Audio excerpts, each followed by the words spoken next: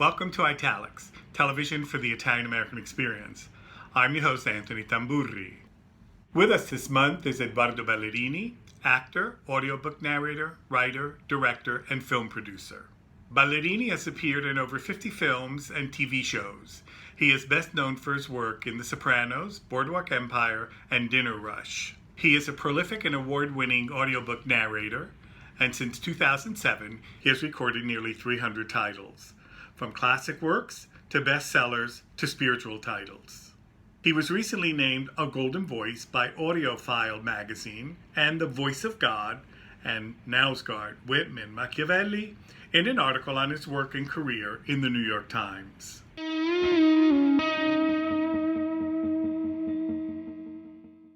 Edoardo Ballerini, welcome again to Italics. Thank you. It's been a while, but it's good to have you back. Before we spoke to you as an actor, now we're speaking to you with two hats. Yes. First of all, congratulations on that wonderful article. I mean, it was a really wonderfully done, but also a very long and detailed article, and it was great. It really gave an idea to the reader of what this new profession of yours is. Yeah. Are you an audiobook reader, a narrator? It seems that the term narration I thought was very, very interesting. Tell me more about it. Yeah, it's an interesting thing because audiobook narration, audiobook reader, actor of audiobooks, I think the industry is still kind of trying to define itself.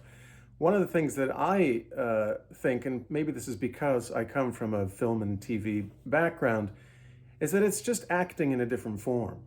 And so that's how I see it. And I feel like I'm performing a book. You know, you can act on a stage, you can act in front of a camera, you can act in front of a microphone. And I think it's funny you say that because in the industry itself, people are often debating, do we say narrated by, do we say read by, do we say performed by? So I think you're right with your question that it's still trying to find itself. As I was reading the article and now you just using certain words, I was thinking, in Italian, we have a term for that, interprete, Right. Which is used interchangeably for actor. They'll say attore, they'll say interprete, and they'll use that word interpreted by when they're talking about someone in a film. You know, I think that's actually a really great term, interpreted by. I know that carries a slightly different meaning in English, but I think you're spot on with that. So how'd you get started in this? I mean, you spent a couple of decades doing TV, film. Yeah. You appeared in the New York Times as this great reader slash narrator of audiobooks. Yeah, it was a very organic kind of journey. Somewhere around 13 years ago now, I had just done a recurring role on The Sopranos. And it had gotten me some attention. And a woman I knew from the commercial voiceover world was sort of intrigued about audiobooks, which at the time were just starting to get a little more traction. The technology was becoming available to produce them more easily. And she essentially asked me if I would do one with her so she could kind of find out what it meant to produce one. She asked me to choose a title, as long as it was public domain. That was the only stipulation. And I chose Machiavelli, The Prince. There's a public domain translation. It's not too long of a book. I thought it was, a very intriguing title. And so we jumped into the booth and recorded it, and I liked it. You must know that there are two ways of contesting, the one by the law, the other by force. The first method is proper to men, the second to beasts. But because the first is frequently not sufficient, it is necessary to have recourse to the second. Therefore, it is necessary for a prince to understand how to avail himself of the beast and the man. And it was a really fun experience. Didn't think much about it. Flash forward a few years, I moved back to New York. I was still primarily acting. I got a role in Boardwalk Empire. Loves our mother very much. I did a film with David Strathairn. Some things were moving like that. I think you know. And again, somebody asked me if I'd be interested in doing a book. And I think what was happening is that this industry was really rising up. And a lot of actors were saying, oh, we can also do this other thing. And honestly, it's one of the most organic things that's ever happened in my life or career. It just started rolling and just sort of came to me. So it wasn't something that I really sought out, but now it's become the thing that I'm doing mostly and enjoying incredibly. Now, as I write this, you know nothing about anything, about what awaits you, the kind of world you will be born into. And I know nothing about you. I've seen an ultrasound image and have laid my hand on the belly in which you are lying. That is all. We want to understand ourselves, the world around us, and what it means to be alive on Earth. We want to discover who we really are, and we want to understand our suffering. Understanding our suffering gives rise to acceptance and love, and this is what determines our quality of life. It was interesting to read that the audiobook industry has increased something like 20, I think the number was 28%, they mentioned in the article. Yeah. Whereas other aspects of the, let's say, consuming world of literature have gone down. And perhaps these last couple of months, because of COVID, et cetera, have had its own little hit on the audiobook industry. But I can see people commuting, people spending an hour and a half going one way, if not 3 hours going two way. One of the nice ways to spend that commuting time and relaxing is to quote unquote listen to a book as opposed to reading a book. You can listen to a book and not get an upset stomach from reading the book on the bouncy train, right? Well, I think two things are at play here. One is certainly the technology. There's no question that it plays a big part in this.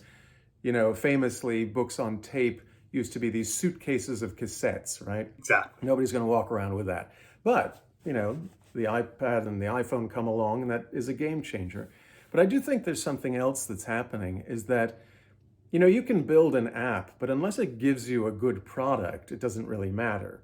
And so beyond the technology, I think we're in kind of a golden age of voice performances.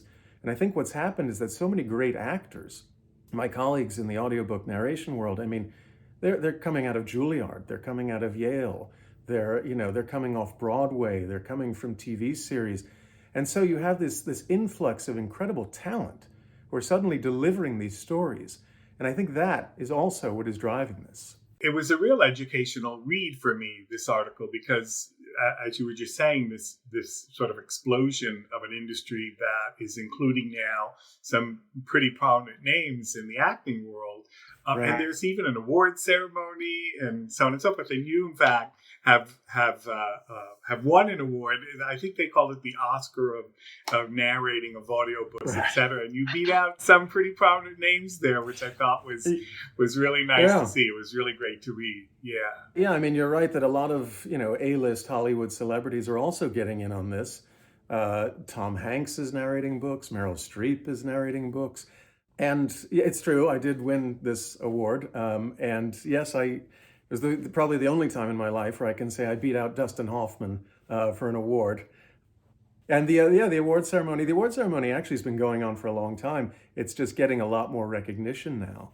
And there's another little interesting thing about the industry, which I think is amazing, is that it has a publication called Audiophile Magazine, which has been around for 25 years. And it started, I'm told, as a mimeograph, right? It was literally just a sheet of paper that they mimeographed, they cranked it out, right? And sent it around. Now, you can buy this magazine in airports. It's just astonishing, like how it's this glossy magazine with interviews and pictures and all this kind of stuff. And that just speaks to the growth of the industry. They quoted someone as calling you the Vladimir Horowitz of the narrators. I'm sure you were jazzed when, to use a California term, you were jazzed when you saw that. But speak to some of the challenges. Yeah, one of the things that surprised me, and I think it surprises a lot of people, is how difficult this work is. In a sense, I came to it thinking, okay, you read a book, and I've read books, I just have to read them aloud. And then you realize that it's physically demanding. The first book I did, I would literally go home and just have to go to sleep. I was so tired. I would just flop down on the bed. And so then you build the muscle. It's a bit like running marathons. You build the muscle and you learn how to pace yourself and do it. But yeah, you have to pay a lot of attention to your vocal habits. You have to pay a lot of attention to what you're eating and drinking. You have to pay a lot of attention to what kind of breaks you take. And there's a lot that goes into it. I think if anything, it's like people who do Broadway musicals, who I have like such incredible admiration for, because I don't think I could physically do it. 8 shows a week, singing, dancing, leaping, jumping, 2 shows on Wednesdays, 2 shows, Yeah. but they have to take care of themselves in this fashion. And I think the same thing goes into audiobook recording, because you can be working for 6, 7, 8 hours, a day straight. Obviously, you're stopping with your breaks, but it's a long day of reading aloud. And you have to, at the end of the day, sound as you did at the beginning of the day. So I was very surprised by how difficult it is. You were an English major in college, weren't you? Yeah, yeah. Things that you've read, for example, you read Robert Alter's translation of the Bible. And Robert Alter is a great scholar of biblical studies as well as translator. When God began to create heaven and earth, and the earth then was welter and waste and darkness over the deep, and God's breath hovering over the waters, God said, "Let there be light." And there was light. But I know you also went back to, if I understood it correctly, a favorite author of yours. And you went from all this prose to poetry, correct? Yeah, yeah. And that was a bit of a passion project, I guess we can call it. I read Leaves of Grass by Whitman. And, a part of that was driven by the situation we're in. We're all quarantined, we're all at home. I was thinking a lot about America and what it means to be an American. And I wanted to do something that spoke to that. So I approached a publishing house that I work with, and I said, what would you think about my doing Whitman? And I wanted to do poetry specifically. My father is a poet. My mother is an art historian. I come from an academic background. And there was something that I wanted to spend some time in this world.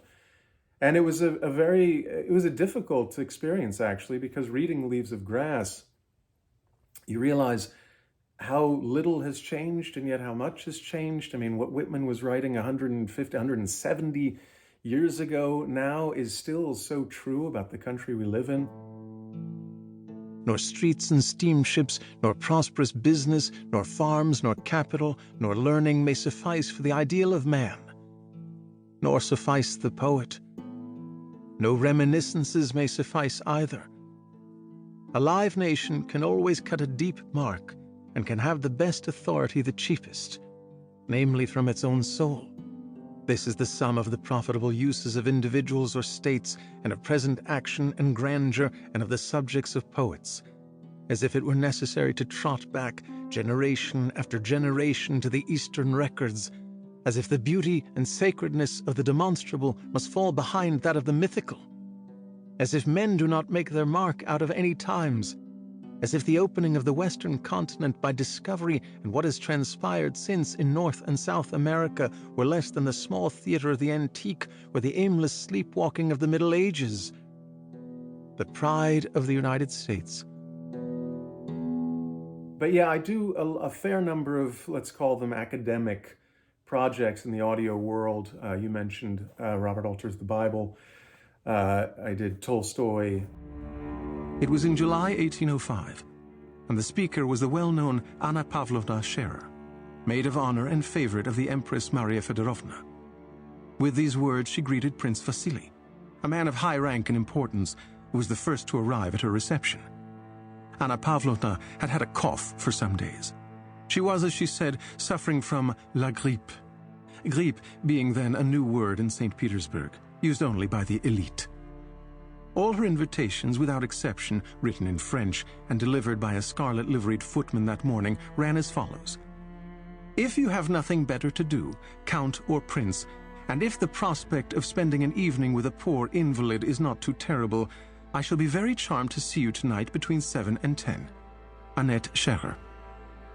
Heavens! What a virulent attack! Replied the prince, not in the least disconcerted by this reception. But I also do James Patterson and David Baldacci. So there's like a whole range. And this is not unusual in this world. You do find that actors have the ability to move between genres in ways that they might not be able to on camera or on stage. And part of it is that the voice is this very supple and pliable instrument, so you can apply it to all these different genres. But I confess, I do like the academic stuff. I do like the classics. It's what I grew up with, and it has a very special meaning to me. Right, and especially because I know your dad, especially an Italian influence there, as far as literature is concerned, I suspect. Although your dad, in his own formation in college, was a student of American literature. Right. Yeah, it sort of flips back the other way. Exactly. As an actor of Italian American origin who has a certain Mediterranean look, I suspect there may have been some challenges, not on your part, but on the part of those who are looking at you, for roles, as opposed to what you just said about reading and about the question of the voice itself, as opposed to you looking like someone from the Mediterranean, like an Italian, quote unquote. Yeah, that's an interesting aspect of this industry that we're seeing more and more, and it's one of the most positive things about this industry, is that it really can be kind of colorblind, gender blind in its casting, right? Which a lot of other areas don't have that luxury, quite frankly. And so you will find, Black women reading white men authors. I've read female authors, men reading women, women reading men, whites reading blacks, blacks reading whites, all this kind of stuff, which is not as possible, let's say, in film and TV, although there is some of that. So you're right that I have an Italian background, and to a certain degree, it's been great in some ways. A couple of roles I've adored, Dinner Rush, the film, working on The Sopranos. Those were in part because of my Italian background, but in certain aspects, it has limited me. Right? People have said, "Oh, he's Italian, he can't play this," which I won't get too deep into that. But on the audio side, that seems to have largely disappeared. Although I will say that I'm able to bring my fluency in Italian and my background in Italian to a lot of these projects. One of the things that kind of launched my career was a book called Beautiful Ruins, which is set between 1960s Italy and modern-day Los Angeles. And the fact that I speak Italian, I think, went a long way towards me getting the book at all. The rare foreign tourists who boated or hiked into Porto Vergogna tended to be lost French or Swiss. But Pasquale held out hope that the 1960s would bring a flood of Americans, led by the bravissimo U.S. President John Kennedy and his wife Jacqueline. And yet, if his village had any chance of becoming the destinazione turistica primaria he dreamed of, Pasquale knew it would need to attract such vacationers, and to do that it would need, first of all, a beach. And then it was a huge success. So these things always kind of cut both ways. And that's the book that sort of trampolined you into your now more prominent role. Am I correct? Yeah, that book came to me very early on in my audio career. I think it was about the 10th or maybe 12th book that I'd done, and it was a very big hit. I won a big award for it. It sold very well. I'm told that it's being made into a film now, which is very exciting. And yeah, it was still early on in the audiobook, sort of renaissance, and this book had such a big success rate. I believe, I'm told it actually outsold the print, which is kind of extraordinary. I'm not exactly sure about the details of that, but that's what I was told. But that's kind of rare in the audio world. And so it had this kind of outsized impact, and it certainly benefited me. What is the average ratio? Yeah, figure. Yeah. I'm not exactly sure. I have been told that it's somewhere around, audio is like anywhere between 10 and 20% of a book's sales. So for every 80 copies in print, you'll get 10 to 20 copies in audio that are sold. But that does represent a very significant portion of how people are consuming a book. And one thing that's happening is that authors are becoming aware of this, and they're having more control over who reads their book. Because if they're like, well, 20% of my audience is going to be listening to this, I better know who's going to be presenting it to them. Right. It's, speaking of languages, I think it's almost like translation, right? It's like, here's your book in Italian and it's going to come out in English. Now, who is going to be the person to translate this? Because it's vitally important, because this entire English-speaking audience is going to get the translation, not the original. And I think audio, in a sense, is in a similar kind of vein. There is a kind of translation that happens. And so you really want to make sure that that translation is as accurate and consistent with the original as possible. Yeah, I agree with that. And it brings us back to what earlier about attore interprete, right? Interprete, right. So professionally, is this your sort of quotidian existence now as a narrator as opposed to an actor? What about your acting? I know up until like only a year and a half or 2 years ago, you were still...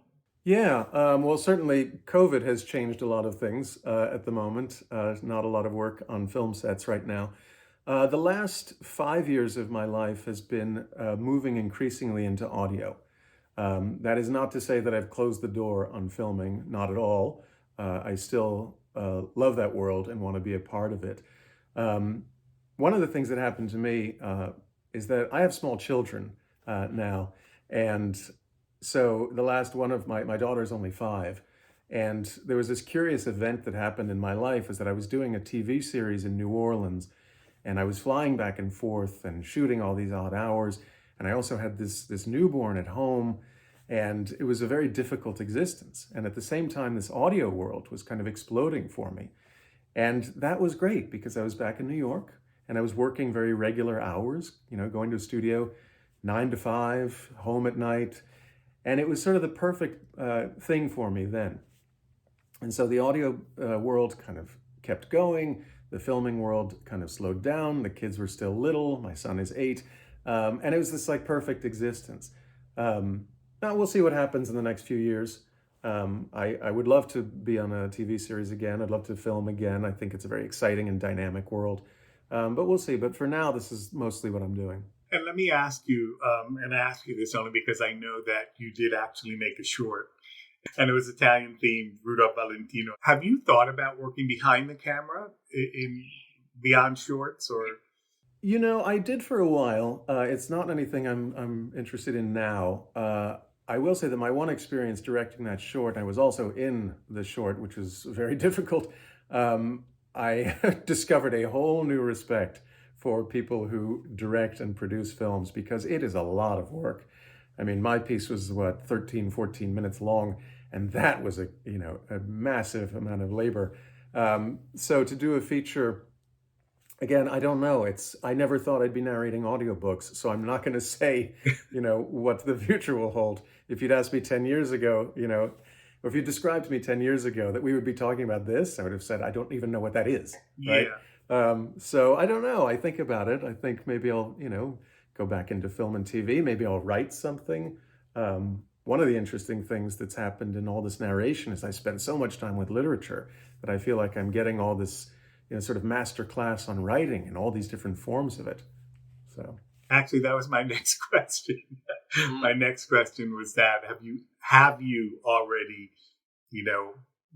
engaged in writing, or are you thinking about it? Is your today we say computer, but 30 years ago we say your pen. Right. Yeah. Well, writing is where I came from. It's what I studied in college. It's what I wanted to do when I was in college. And so audiobooks is kind of a perfect hybrid of acting and writing for me. So it kind of makes sense for me. I often am sort of kicking around ideas for books. And one thing that's actually very funny is that, so as I mentioned, I read some thrillers, right? Some Patterson, some Baldacci, some Dean Koontz kind of stuff.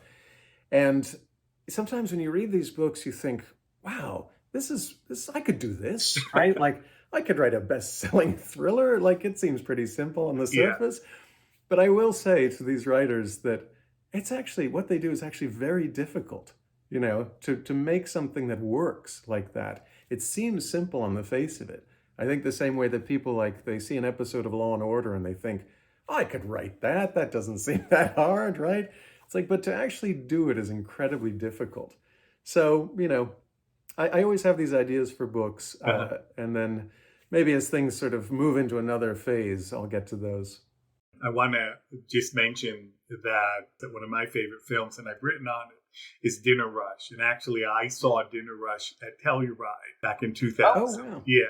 And unfortunately, it got caught up in the whole distribution and the 9/11 and so on and so forth. Yeah. But now it's come back as a sort of quote-unquote cult film. I think it's a wonderful movie. I mean, I've dedicated time to it. So obviously, I think it's a really great movie. And I think that you guys, all of you, did a wonderful job. So in Dinner Rush, you worked with a great actor, someone who we lost recently, Danny Aiello, I'm speaking about, and someone whom I had the privilege to interview a number of years ago. And he just seemed like a gentle giant in some ways. Yeah. I know most recently you were in a film with Harvey Keitel, for example. And these are the classics of early 70s, 80s American cinema. We could also say Italian American, but American cinema. So I just wanted, I was just curious, what are some of the memories you have of working with someone like an Aiello? Yeah, I mean, Danny was such a warm, generous guy, and he was very much this father figure. We played father and son in the film, and he was very much this father figure to me on set. And it was very sad when I read of his passing recently. I saw him a few times over the years in different venues and different events. And he was always the kind of guy who he had this smile that was really just sort of lit up a room. And he was, as you say, he was sort of a big guy, and he would come over to you and put his arms around you. And we shot that film very quickly. And we shot it in kind of keeping with the rhythm of a restaurant. I think the director, Bob Giraldi, very much did that intentionally.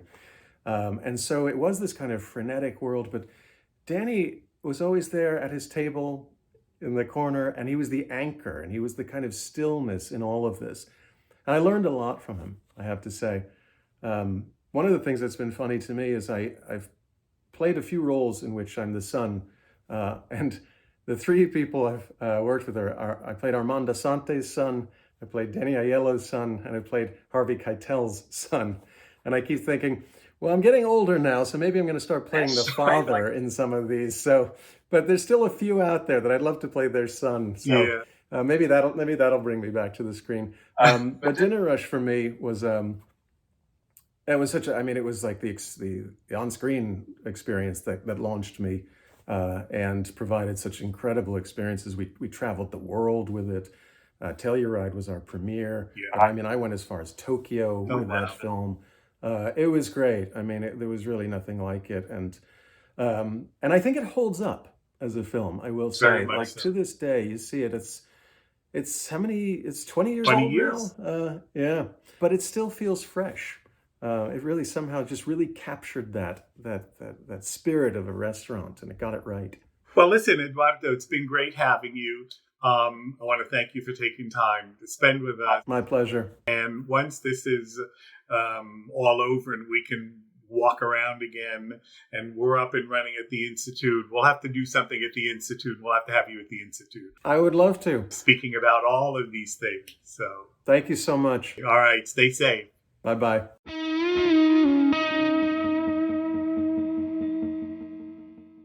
Thank you for watching this episode of Italics. I'm Anthony Tamburri. Arrivederci alla prossima puntata.